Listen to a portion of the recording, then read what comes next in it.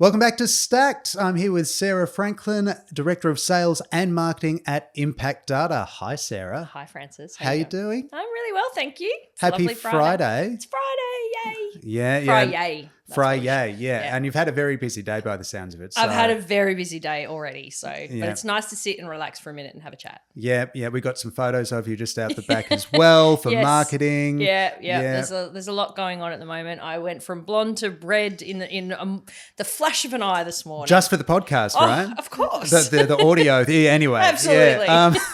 Look, thanks for coming in, Sarah.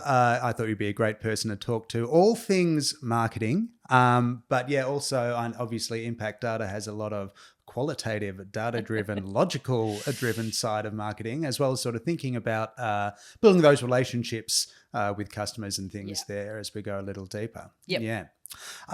All right. So how did you get into marketing? How did you get into what you do, Sarah? That is such a good question, and I've never actually admitted this before. But for those of you who are listening who are of a certain generation who may remember the TV show Bewitched, that is why. So that makes no sense.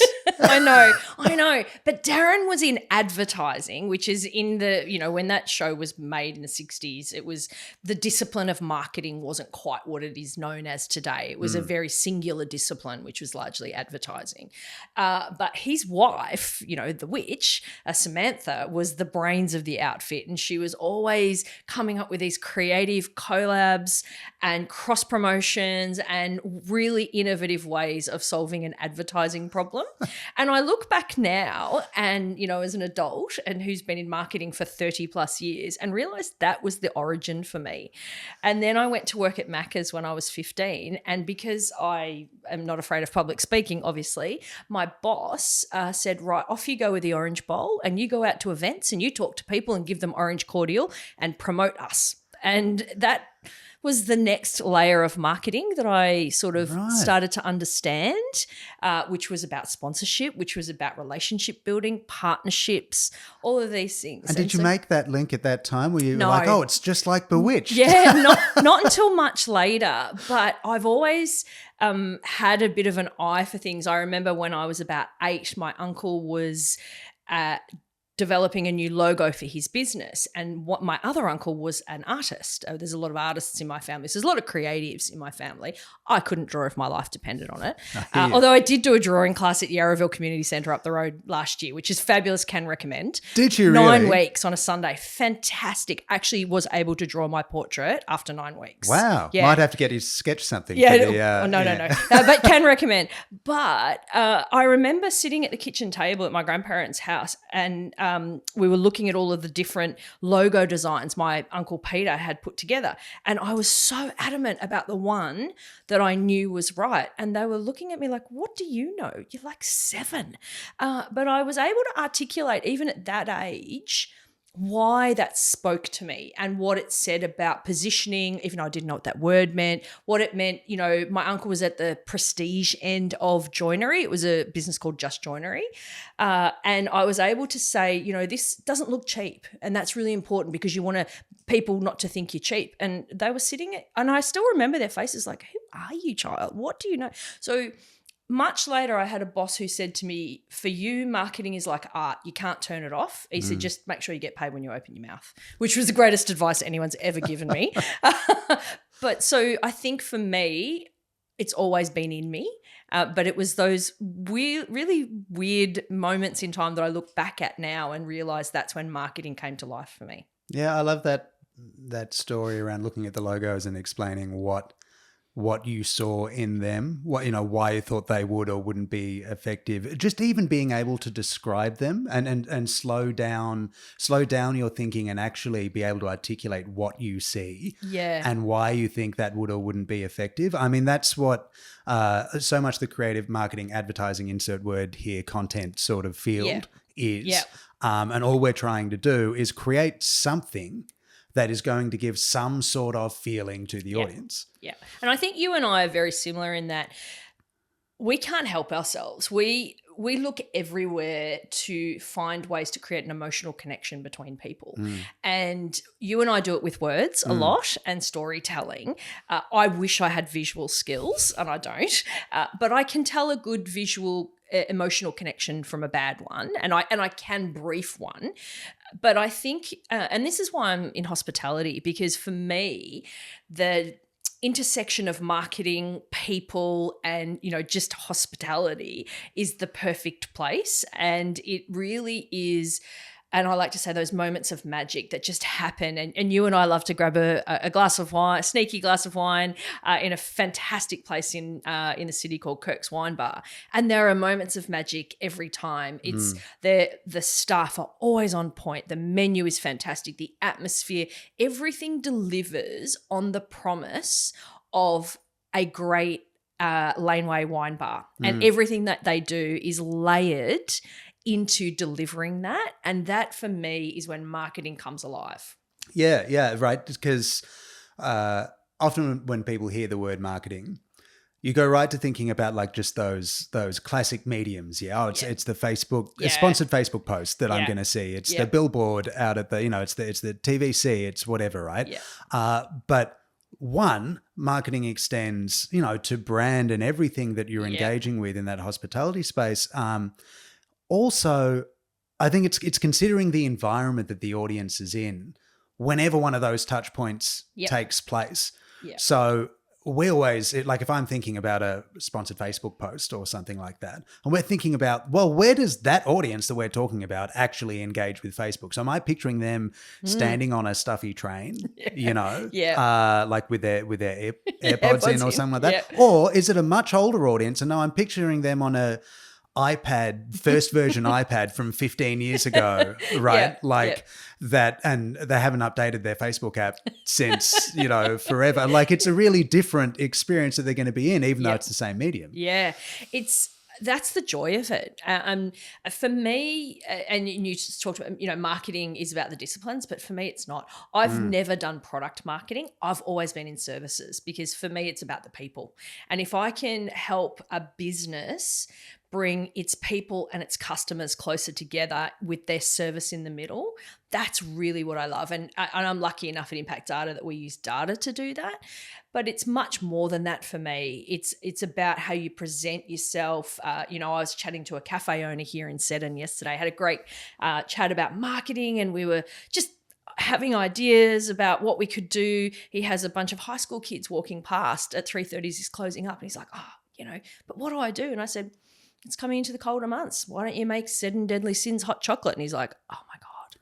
And I said, how good would that be? You'd be the place in Seddon for teenagers to come. There's nothing open. There's nothing here for them. They go straight home. Why wouldn't they stop and have a hot chocolate on the way home and, sit down and chat to their mates for 15 minutes? It's a safe place for their parents to come and pick them up. And we were off and running, We've got a whole new service category for him now.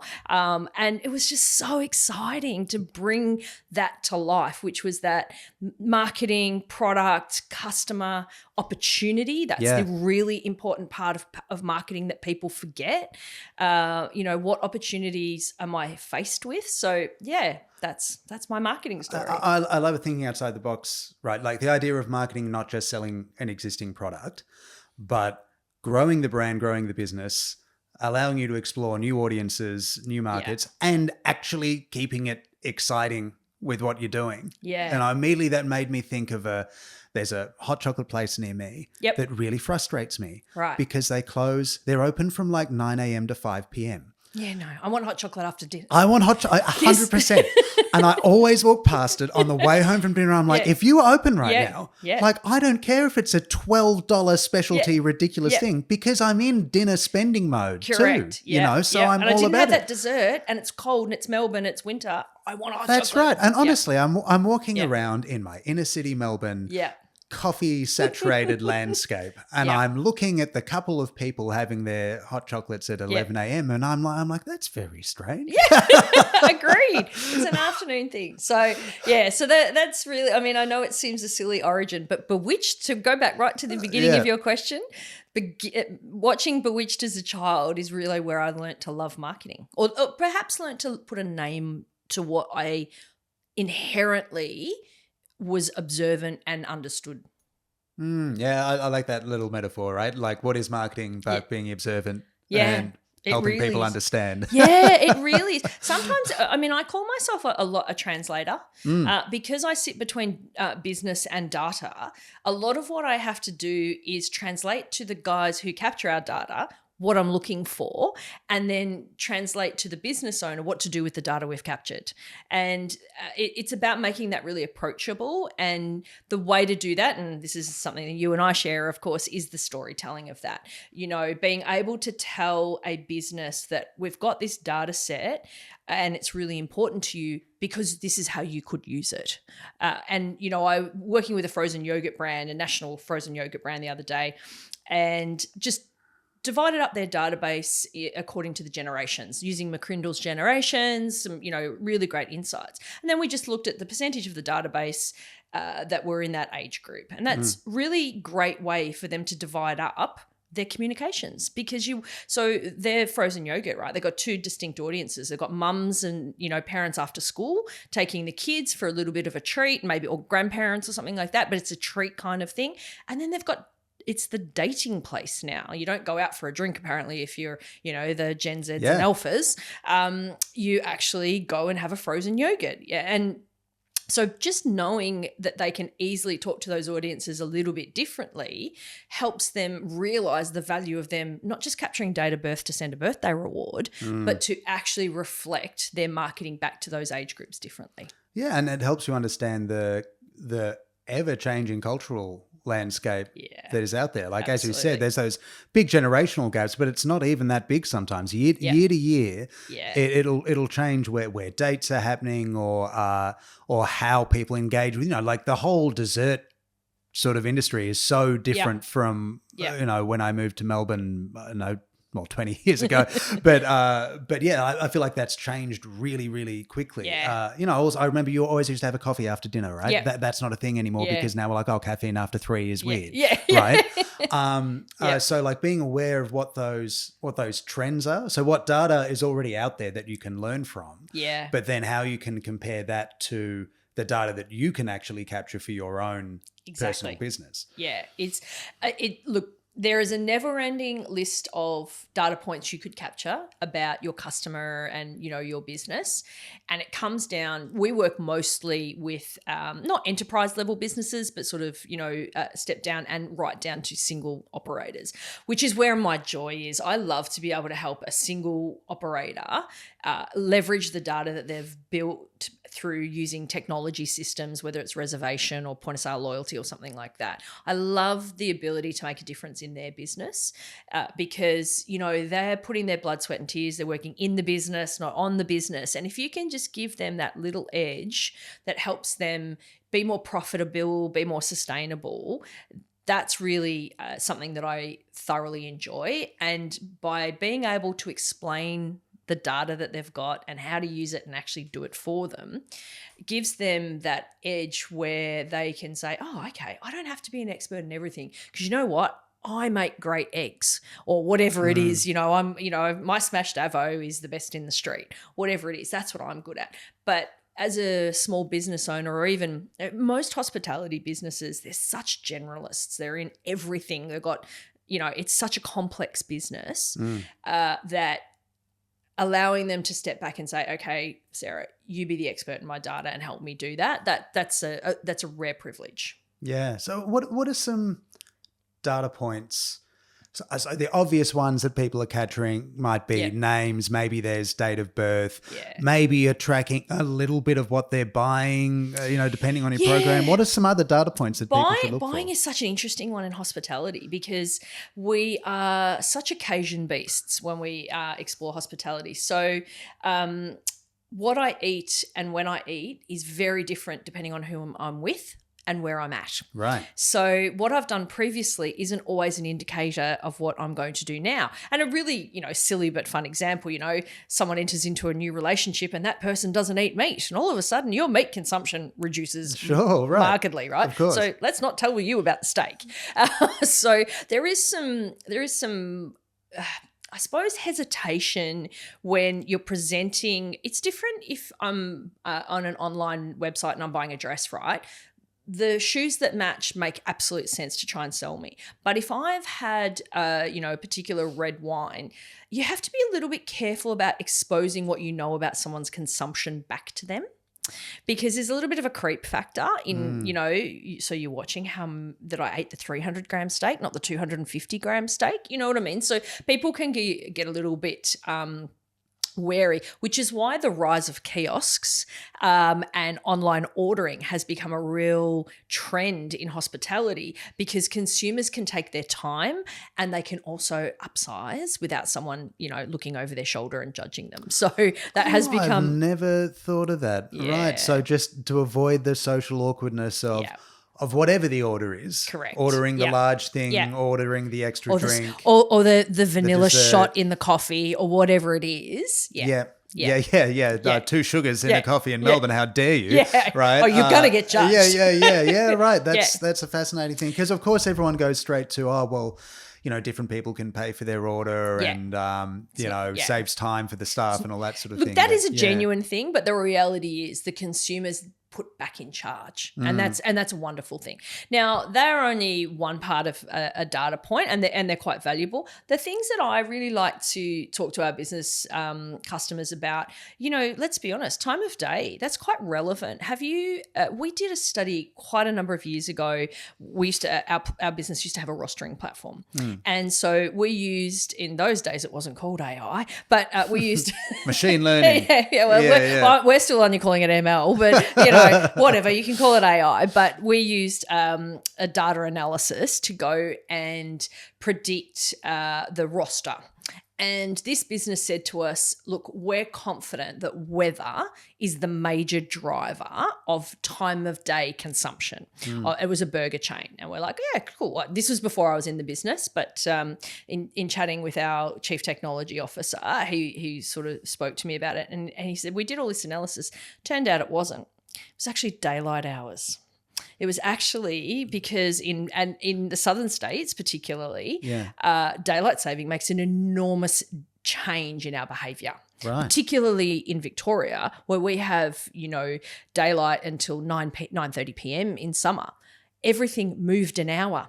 So if your roster didn't move alongside the daylight, the actual day hours of daylight, not time of day, you actually got your rostering wrong. Yeah. So these things are fascinating things for you to think about, the implications of what that means for your business.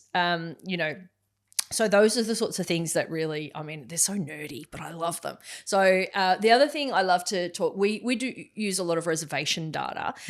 So we work with partners, Australian partners like Now Booker, Res Diary, things like that. And what happens with that is the day of week or the service period. Can I get you to change that? Because I'd love to be able to move your demand, because you're coming in on Thursdays and Fridays and I'm slammed with covers.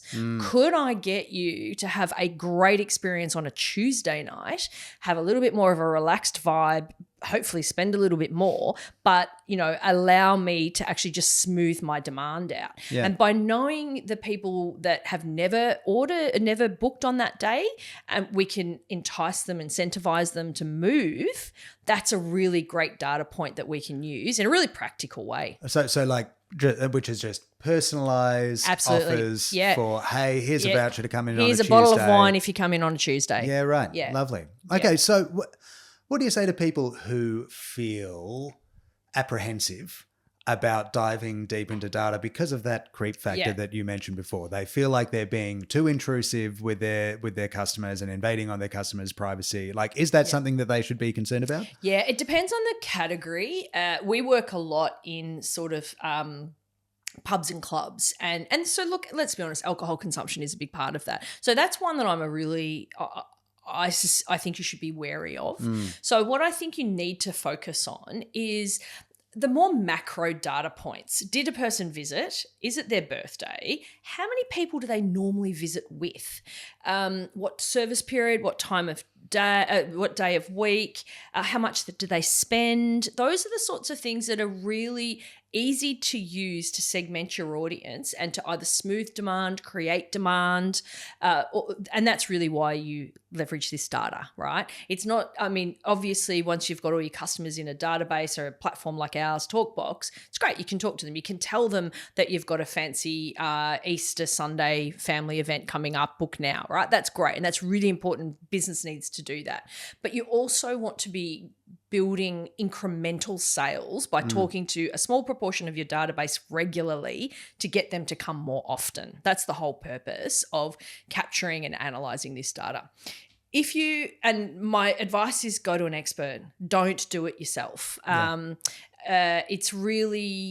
It's not that it's tricky. It's just like, if you wanted to go and buy a new fridge for your hospitality business, you'd go to the fridge companies and ask and tell them what sort of business you did, and they would give you the best advice. It's the same with data. Marketing is one of those things that everyone has an opinion on, right? Because they all consume it. And I say to people, when they have an opinion on marketing, I'm like, were you the target audience? And if you don't, if you're not, then actually your opinion is irrelevant. Yeah. And if you don't get to tell me about marketing if you're not an expert in it, because you don't tell engineers that the bridge is weird. Yeah. You know what I mean? Yeah. So just because you consume marketing and it's everywhere and you think you can have an opinion of it, it's still something you should respect experts in because they actually do know what they're doing. And I agree that it's tempting because we're all, I don't like that ad.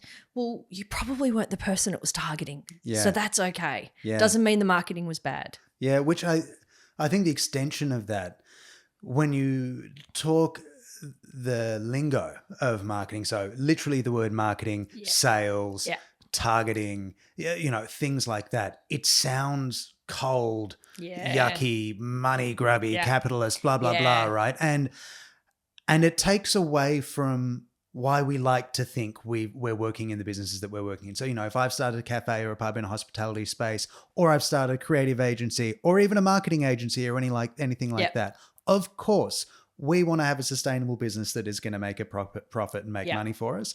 But to do that, we need to build a relationship with our customers. So like the other words that you've already used today, just like you were saying, talking to your customers. And even that is a little bit more human and personal than saying, we've got data so that we can target marketing messages towards them. You know what I mean? Yeah. So let's talk about that, right? Because that's where I think data informs marketing. Yes. So that marketing is better tailored to have a conversation with your audience. And we know from the creative space that the better we know the audience, and we better know, what sort of feeling and action we're trying to get from them, but understand their needs and their goals and what they actually want, why they should care about the message. That's when it's more effective. It's so true. So our platform is email, SMS, and push, right? So it's all off what we call off-premise communications, right? So it's actually about trying to get you back on premise to have that great experience. So a big part of that is bringing the on-premise experience into the communications. That's about tone of voice. That's about color. That's about brand. That's about the offers. That's about recreating the experience you had. And it's even as simple as things like sign off. If you're in an Italian restaurant, say ciao, you know what I mean? And show your staff and, all those sorts of things. So what you're trying to do is create that emotional connection. But one of the weaknesses I see with a lot of people who do communications as part of their marketing mix is they talk at a customer, not with a customer. And that is the biggest lesson I try and give all of our customers. Don't talk at me, talk with me. We're having a conversation, because when we're having a conversation, we're in it together. We've both got some skin in this game. I've given you some of my data, so I expect you to show me you know me, but don't creep me out. So that, that fine balance, but respect that I've given you some information about me and that I've actually consumed your brand, or I haven't. There's a different level of that. And if I am a regular, loyal customer, treat me as such when you talk to me off premise. Don't speak at me like you're talking to a prospect or a first-time customer, because I deserve better, frankly. So give me an example. What's the difference between speaking at, speaking with? Well, it's a good. So make sure that you use people's first names. Make sure that you actually speak in the tone that they would expect to have when they walked into your business. So, one of the things that we do a little bit of is anniversary of tenure of someone being on a database, right? It's one sporting clubs, and I'm a mad Collingwood fan, Francis. Every year I get my scarf and it's got a new number on it because I think I'm up to 26 years or something now. I know, it's hardcore. Could have paid a car off. Anyway, without membership. But the reality of that is every year I'm acknowledged as another year in my partnership with Collingwood Football Club. And as a member, I'm treated very differently. As a certain type of member, I'm treated very differently. I'm given access to things that other people don't get access to. I'm given access to content other people don't get access to. All of those sorts of things, benefits. And that's what you would expect over time. You can do the same thing in a hospitality business. If someone's been on your database for 15 years, surprise and delight them and send them hey, Sarah, we really appreciate you. We just want you to know that we're grateful. So next time you come in, the coffee's on me. Whatever it is, things like that. And that's actually talking with that person rather than at them.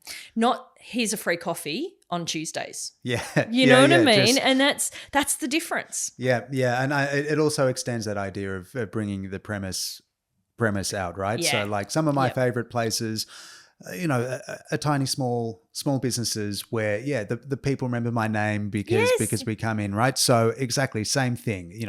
We're showing that remember your name, maybe remember your drink order. Yeah. Maybe there's a little thing that, hey, I know, you love a glass of red. We just got something special. Yeah, this little vermouth in that my grandma made from whatever. Like, I think you'd love it. Have just a little glass, just, what do you think? And let's have a chat about it. And you would do that on premise, right? So how do you bring that experience to life in your off-premise communications? And this is why when you own your own eyeballs, as I like to say, you've got customers on a database. You can do that very differently compared to what you have to go and put on Facebook. Because on Facebook or the socials or advertising or outdoor, it's a whole lot of people who don't know anything about your business are going to see that message. And it might be a bit off for them if they don't actually understand the vibe of how your business runs. Yeah. So whereas if you're talking to a consumer that's been to your place a few times, one to many times, they know what you're about and they liked that experience. That's why they came back. So remind them, because we have so much choice in hospitality. It's a very big part of our disposable income in Australia compared to a lot of Western countries, but the choice is prolific. And we still have a really high percentage of single operators, not multi-brand, franchise. So there's just so many varieties that you can get to, and especially if you live in a capital city on the eastern seaboard and even Perth. Perth has a great coffee culture now. So you've really got to find your niche, find your customer, and you're not going to be about everyone. So if you've got your customer on a database, then talk to them like you know them, because you do and they know you. Yeah, yeah. And I love the idea of combining that with that brand personality element, bringing, I always like to think about it in terms of, instead of you writing the email, what if your business was a person? What is the email that your business would write? Such a great way to think about it. Does your business say ciao at the end? Does your business speak, with like cheers, or is it, hey, howdy? Like what is it at the front? Like, how's it sort of go? Or is it not? Is that too gimmicky for you? Right? Is it a little bit more refined? Is a little, and then you flow that through to all the visuals as well. And, absolutely. And then so I had a great example of a business who honoured my relationship with them in a really lovely, subtle way. And I think I told you this story. It's a local Melbourne restaurant in the CBD. Have dined there a number of times. And my sisters and I, it's a pasta place, and we're all for the pasta in the winter, not going to lie. Anyway, we're all on the database, and they sent us an email saying our favourite pasta was on special just if you came on, one of these 4 weekends, right? And it was, half price or something. We're like, right. we're going. Of course we're going, right? Yeah. They had us at, they Yeah. actually probably didn't even need to discount us. They just had us at, Remember us? Yeah, Yes. remember us. Yeah. We love that pasta. Just reminding us how much we love their pasta. Needless to say, we made the booking and we went and spent a bomb, of course, because the pasta was cheap. So we, leveled up on the bubbles, Absolutely. right? And, Yeah. and the coffee and, afterwards. But what was really fascinating was when we walked in, there's nothing on the menu. They said nothing about the special. And we were like, oh, goodness, have we done this wrong? Have we got the wrong weekend? And so one of my sisters said, oh, I'm sorry. Can I just confirm, is the special on? She says, yeah, absolutely. But she wanted us to be in on the secret. And that's what we were. And so we had this little moment. And if you were a newcomer to that restaurant, you didn't know about that because that wasn't for you. That was just for their regulars that, they've established a relationship with over time. And I love that. I love that they've created this relationship with us that's not about what happens on premise, or not just what happens on premise. They've kept a little bit of that edge, that personality, and done it when, and they've got us all in. And I think what that can also do is flipping it the other way. So looking at those more general marketing posts or how you're setting up the business or anything like that to those people who are seeing you for the first time, all of those decisions are informed by what you understand about your audience. So, the data-driven things, the literal experiences and what you see inside your establishment or any part of any type of business, anything like that. All of that is informed by what you learn from your audience. So you can tweak your personality, you can see what's working, you can understand a little better what people are responding to, what's drawing people in for the first time. And it's all still coming back to that idea of we all want to feel part of something. We want to feel like we've found our little tribe, our little community that we feel really comfortable and excited and special in. So whether that's the first time that we walk past, I know how I would set up a restaurant to get my wife to walk through the door, right? Because I know her, right? Yeah. And we all have that thing that if we see that's the thing that we stop down, we look in the window, go, oh, when are these guys open? Yeah. And, Yes. Yeah. So you can lean into that and you can adjust based on what you're seeing from, what are the popular tables? What are the times people come? What age groups? Or what are people ordering? Well, let's keep leaning into the things that are working. Absolutely. So use your data. But be prepared and tell your story in every medium that you actually engage with your customer or your prospect. And so, as you're saying, whether it's a social post or something, and prospects are going to see it. You have to be authentically yourself or your brand, obviously, because if you're not, and someone says, oh, that looks really hip, and then they go in there and it's a really family dining place, which is incredibly, valid as a business choice, but you've created some dissonance between that. So live your authentic story of your business through everything that you do. Every touch point. Everything that you do, from the aprons that you put on your front of house staff to the sign off on your email to the signage at the front to the chairs, there is photography, your website, everything. Yeah. Even the napkins. Yeah. Everything has to be on point to tell the same story, because then what you've done is you've layered that story in, and it's like building muscle memory, right? Because then I feel enveloped in the story you're telling me. And then when I leave and you send me a follow-up email and I feel that same storytelling and that's those same layers, then I'm like, oh, yeah, that's good. Yeah. That's the magic. Exactly. It's what are you proud of, right? You're proudly what? And that's the reputation that we're trying to build so that when other people, when your customers are going out and talking about your establishment, you want them to be using the words, right, that you would like your establishment to be described as. Exactly. And that isn't always, it's not the same for every establishment. You don't all want to be, oh, it's really comfortable, delicious, whatever. It's like, no, maybe it wants to be really exclusive. Maybe it wants to be, it's really affordable, it's rustic. It's, what are the words that actually connect with you, connect with your audience? Yeah, exactly. And why did you get into this business in the first place? Because that's your origin story. And I've actually sort of written some content about this in the past. Your origin story as to why you started this business should be the thing, the thread that actually carries through everything to that, very last customer signing the check or, paying the tip and, whatever, because that's going to be authentic. Yeah. Which is part of the challenge in hospitality, to be fair, because, if it's built on one person and that person leaves. But that's why you have to embed it.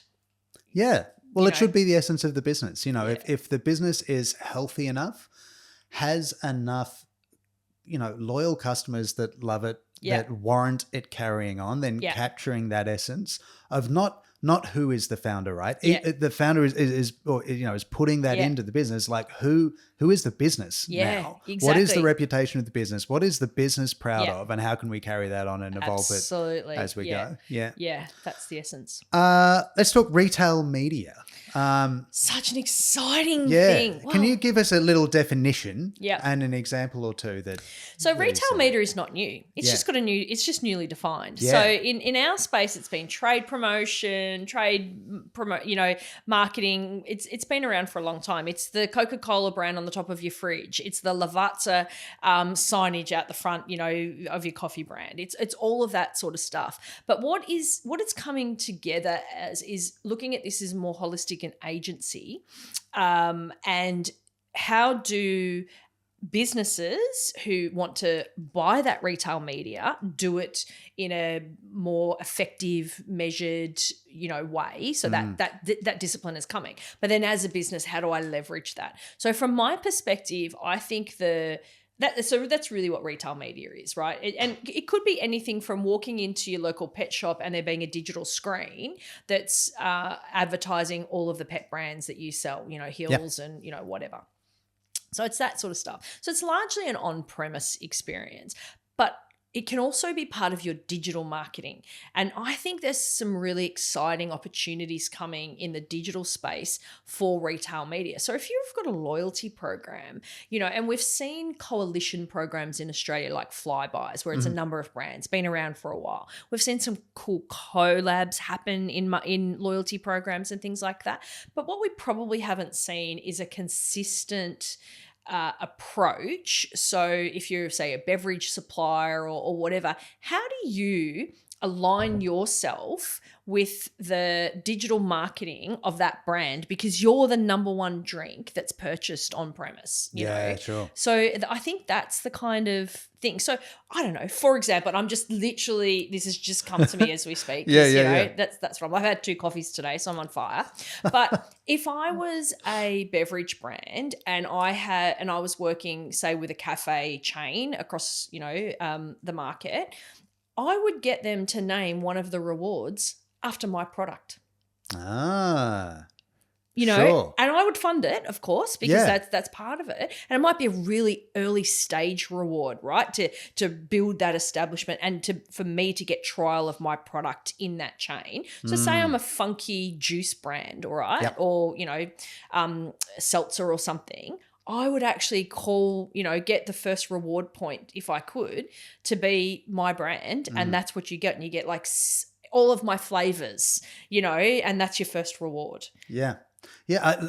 So it's leveraging, we're leveraging the reputation and the legitimacy, the clout of other brands as we go, right? Absolutely. And I think what people need to separate. So often in hospitality, particularly when we're trying to create a really unique, authentic experience, we don't want to break that illusion by throwing other brands in the way. We want to be really protective. I don't want you thinking about Carlton Draft at the pub. I want you to be thinking about my pub. Yes. And it's a beer. It's a Misk beer in front of you. It's not the point, right? Yeah. But I think that is being really pigeonholed and really short-sighted. Yeah. Of course, everyone you speak to interacts with millions of different brands every day. Exactly. And if you can see patterns and similarities between brands that are connecting with your audience, you can go, okay, well, we should relate to those brands because then we can leverage everything that they're doing. All of a sudden, their much bigger brand story can be helping ours, and that's where, in the essence, sponsorships, a lot of sponsorship stuff comes around trying to leverage, a sporting brand, let's say the AFL, right? And other brands are trying to jump on board saying, hey, our audience, a lot of our audience are super into AFL, so let's chuck a sponsorship over here Exactly. and be part of it. Yeah. And that's like not the whole story. Do you know one example I think has done incredibly well in this space is Aperol. Okay. Aperol have aligned themselves to summer sporting events. In Melbourne, it's the Australian Open, right? Yeah. And they create these little incursions in cool bars around town, and they put on a deal that is, you know, you go in and you have a branded experience. Veuve Clicquot do it as well and things like that. But they're on-prem experiences, and they're fantastic, right? And they obviously cost a bomb and whatever, but, you know, these are premium brands. How do you do that? Through your digital media, through your loyalty program, through your storytelling on your website. How do you bring some of those elements together? And particularly if you've maybe done a little bit of your business has helped discover a new little brand, you know, that's a great one. So say, you know, you're stocking the local brewery down the road's beer, right? Well, that's exactly the sort of story, because you did that. You helped them get on the map. You want to be part of that story. So leveraging their storytelling as part of your overall story, I think can only enhance your brand. Yeah, and making the most of every time that you do. So if you're doing an on-premise thing, let's say you've got the brewery down the road, obviously get them in a few times to launch their new beer and all that sort of thing. Yeah. While you're there, make sure you're capturing the whole thing, right? So don't just do a Facebook post, have people walk in and let it go, right? While the brewery guys there, get some videos, get some photos. Let's have people talking about, do a little vox pop, see what people think, you know, capture a little bit of data as you go. But importantly, combine your stories. Yeah. Because all of a sudden, if you're in a local area and you're the local pub supporting the local brewery and the locals as the audience that you're appealing to, you are so tapping into that idea of supporting local businesses and the pride around that. Even if you're not a beer drinker, you might be like, but they support the neighborhood that I choose to live in. Exactly. And that's really important. So that's the sort of stuff, you know, and even some of the product within your business that might not be branded, but actually is local. For example, maybe all your bread rolls come from a bakery up the road, and that bakery potentially might be a social enterprise, for example, right? Tell that story. So I love it. Bring those layers. The case study of how we make this sandwich. Yeah, you know what I mean? And why it's better than the sandwich down the road is because it was made with love. You know, that's the things. Don't make food a commodity, food or drinks a commodity, because anyone can do that. McDonald's have proven to us they are really, really good at it, right? Don't take them on. Find personality in everything in your, even if it's just one dish that, you know, your nana kept the recipe and, you know, and you've turned it into something modern and, you know, and all of these elements, but, you know, whatever it is, or the sourdough, that sour started 30 years ago. Make me find an emotional connection to not just your premises, your people, your, you know, interiors. Give me that connection to your food and let your brand, even if they're not branded partners, but your brand and business partners and your food service people help you do that. Yeah, and I think finding those stories, there are so many stories in every business that you walk into. Yeah. You get caught up as a business owner thinking, oh, I've seen it all before. It's boring. I've been doing it for 20 years. No one would want to talk about that. No one wants to know how that's made. No one wants to know how that's served. It's boring. It's not. It's not. People are so interested in those sort of things, and a digital space allows them to view it in their own time. You're not forcing it down their throats. Yeah. But anyone who is invested in your brand in the way that you do things, when you're speaking in the personality of your brand and using that language to build your reputation, almost everything you do is a story. Exactly. The story of each of your staff, the story of each of your ingredients, the story of how each dish is made, why you picked those chairs, what's going on with the wallpaper. All of those things are fascinating. Exactly. There's a million decisions that are made every day to put a plate of food on a table. And lots of those stories are fantastic. Yeah, even the bad ones. Yeah. Right? So instead of trying to pretend that your business is perfect, right, and that you're pulling together the perfect, you know, blah, blah every time, I love when someone comes out and goes, hey, all right, so eggs are $1 million right now, right? Yeah. So we can't do the 6-egg omelette that we were talking about before, right? Correct, yeah. here's how we've solved the problem, right? Exactly. We've got 2 new things on the menu that are blah, blah, blah. So instead of us raising the price of the omelette to $30, right, which no one wants that, we've come up with these two $15 ideas that still have you, you know, a good, try something new, blah, blah. We guarantee you'll like it. Right. Yeah. And it turns a really relatable story that we all go to the supermarket and go, gee, eggs are expensive. Yeah, exactly. Right. Into something of, well, the local cafe is helping me solve the problem. 100%. You know who I think does this quite well is the coffee brands. When you walk into a cafe in most places, it'll tell you about the coffee. Yeah. You know, it'll give you a little bit of the story. And it's made us all, of course, quite discerning about our coffee and our milk and all of that sort of stuff. But that's and milk is another one that's done an incredible job of branding itself within someone else's environment. Oh, absolutely. You know, and I think this is retail media because what it becomes is then a preference for both the barista and the consumer because they see it, they that packaging. And when you've got some of your brand partners that also have a direct to consumer sales channel, then, you know, your consumer is starting to inform some of the choices that you might have to make in your business. Yeah. And look, that it goes both ways, doesn't it? Right. So for suppliers, this is absolute gold to have at the coalface, you know, interaction with consumers. You can only go so far with your, you know, marketing B2C on digital channels and all that sort of stuff. Absolutely, you can build a brand and reputation, but rarely do you get to have the one-on-one at point of sale interaction with your consumers. That is either happening at the supermarket checkout or it is happening over the counter or, you know, where the bill is paid, right, at your local restaurant.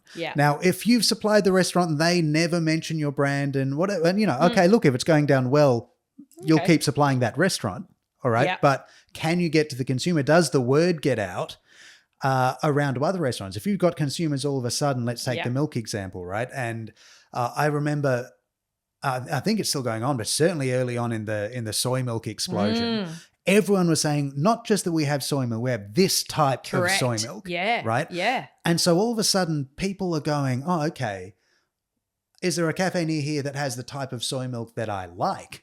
And all of a sudden the end consumer is forcing your product into more establishments, even if they're not buying it directly. Exactly, right? And that, I mean, that's gold. So that's a really extreme example of how retail media can come to life. But think about, you know, if you're the business owner and you've got a hospitality business, what are the brands that make a difference in your business? And can you work with them to either directly or indirectly engage your consumer more effectively? You know, it might not be that they put their brand in front of your consumer's eyeballs in your digital marketing, but they might be able to assist you with some of the storytelling, some rewards, you know, whatever it is. They can be part of your broader story because they want to sell you more of their product. Yeah, and tell stories together. Exactly. You know, so go to see where the milk is made. Yeah, right. Exactly. Like, hey, what if we did a story together where you know, we do a farm to plate sort of thing into my restaurant? Absolutely. You know, and all of a sudden that you're tapping into the extended audiences that you both have. Yeah. You know, you're building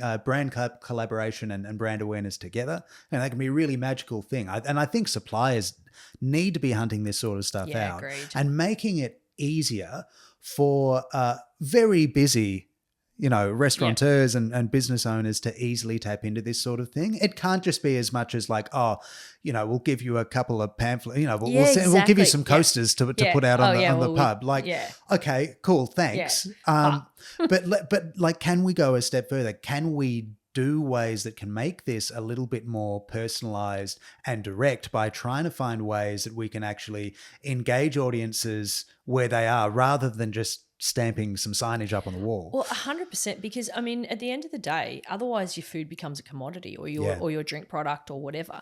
And the last thing you want to do is be driven by price, right? If you know, so these are the ways that you add marketing preference to your product. So, you know, that's part of the storytelling I think the food service industry needs to grapple with, because if they front of house staff and business owners with information that helps them create a better experience for the consumer, then they will be more loyal to that brand of eggs or bacon or whatever it is. It doesn't really matter. Yeah, yeah, and that is that emotional connection. So we touched on that before.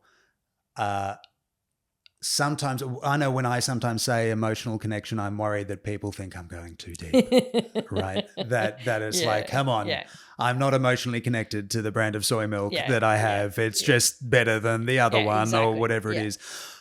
But I think, again, just to delve deeper into that marketing speak, but what we're really talking about there, it is creating experiences. And all the time when we're consuming in the food and beverage space, it is some sort of experience. Sometimes that experience is like convenience, affordability, nutrition, right? Like sometimes it's as simple as that. And at the other ends, it might be romance, So celebration. There's that breadth. I think the point that we're trying to make is to say, understand what your story is and which types of connections and experiences and emotions you want people to think of when they think of your establishment, your product that you're supplying, because that should influence who you're supplying to. Yeah. What type of glass do you think they're drinking the drink out of, and what are they sitting on? What's your perfect customer look like? And how many of the people you're supplying have something similar to that? I'm terrible. That's the first thing I do is I turn the plate over and go, oh, that's nice. Oh, buy those retail. Turn the plate over. Oh my God. I did that the other day, and actually it was at a wine dinner in the city, and the lady next to me, she said, oh my God, I've already just done that. And she said, oh, and it's great because it's Bromley, which means you can probably get a version of it retail. But it's so true, right? Yeah. The whole, a nice wine out of a plastic cup just breaks my heart. Yeah. So all those, when you're at an outdoor event and, you order a drink and you don't realize they're going to pour it into a plastic cup until the last minute. And I'm like, oh. Yeah, and the footy. Yeah. But, again, one of those exclusivity things here at the footy, you go into the members section, you get a glass instead of a plastic thing. And I wouldn't know that experience. I'm a Collingwood supporter. We're definitely into the plastic cups. But yeah, look, I think that how do I build? Take as much care. The care that you take in building the experience on premise is the same amount of care you should take in the stories that you're trying to tell off premise when you're trying to speak to your audience. 100%. That's the greatest thing I hope you take away from listening to us chat today is that you cared enough to start a business. Continue that care when that customer is interacting with your brand, but they're not in your business. And that's how you form deep and long-term relationships with customers. And the thing is, and sorry, I just need everyone to think about this. There are only so many times I can probably get a customer to consume my product or service, right? If it's coffee, it might be every day, right? But if I'm a high-end restaurant, it might only be once or twice a year. Yeah. That doesn't mean that they can't be an advocate for your brand or business. So I chatted to, such a great example, a restaurateur in Queenstown in New Zealand. And he's just outside and he said, look, great customer. He said, I've got the locals. He said, but I've got an enormous range of tourists that come here. He said, but largely they come from Canada. And he said, so I keep in touch with them. He said, because what I want is when their mate says, I'm going to Queenstown because obviously such a, high profile tourist destination for skiing. He said, I want them to remember to tell that person about my restaurant and that they should come here. And I went, oh my God, you've got it. You get this. You understand that every interaction you're having with a customer, even though you may never see that person again, is an opportunity for them to be an advocate for your business.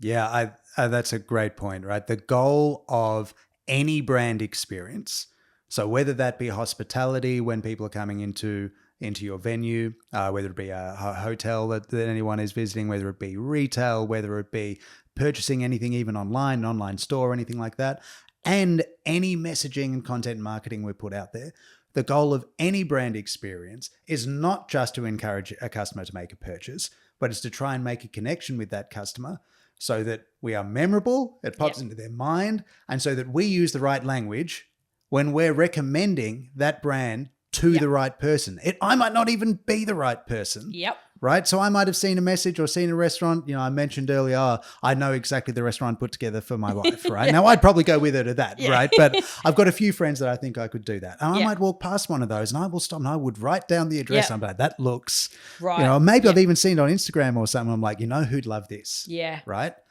That's what we want to do. We want to be so clear with our identity. Everything we do keeps building towards this same reputation that people know how to describe us and they know who would love our place. Exactly. And are going to speak to them and tell them to come. Which is why, as we said right at the beginning, you have to be authentically yourself through this whole thing, because if you manufacture it, people will see straight through you. Absolutely. Well, I think you've been authentically yourself the whole podcast, Sarah. It's probably something I do get called a lot. So maybe we end it there. Thank you so much. That was great. Thanks, everyone. Speak to you next time.